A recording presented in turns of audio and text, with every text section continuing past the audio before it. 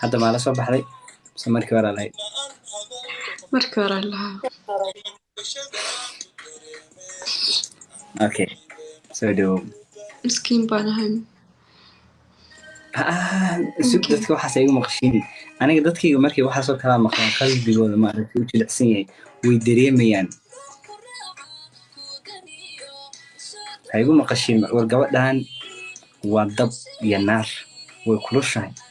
indhahaas bilaash ma waaweyna halka inagu halka qof hal mar ka arkayno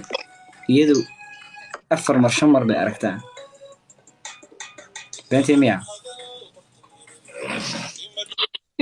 kentare ya jeega ka sheekay caawa maxaad haysaa maxaa ku kala socdaa khayr walaal alxamdulilah masha Allah lifekeen ugu horreysay ma habeenkasta life ku jirtaa maana life ku jiray habeen dhaafan usoo galay walaalay anigu bila camal mihi inta badan yani markaan soo baraarugo waqtigan oo kale baan kugu arkaa markaad soo baraarugtid baan hal life ugu aragtaa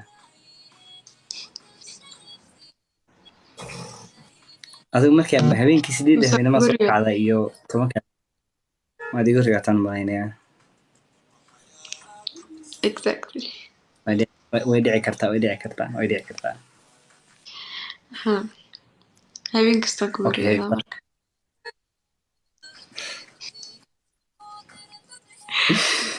riyadaasi riyo fiican waxay noqoto eeg riyanku yara kala wareegsan riyo fiican waxay noqoto bis riyo fiican ana ka waqtaas okay kaaliska arag okay barasho wanaagsan magacayga waxa la dhahaa Sahiim anigana Sahiima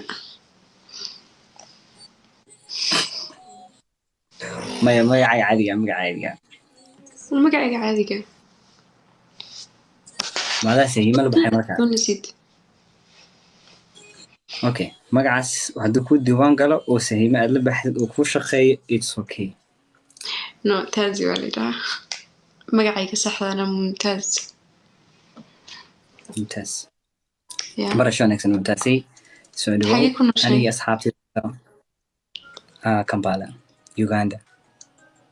okay adalkii joogtaa Ethiopia Addis Ababa Addis Ababa Ethiopia ku taala Soomaa okay masha Allah soo dhawaan kuleena asxaabta qaaliga ah inta halkan joogta soo dhaweeya inta halkaas joogtana aniga way soo dhaweynaa soo dhawaada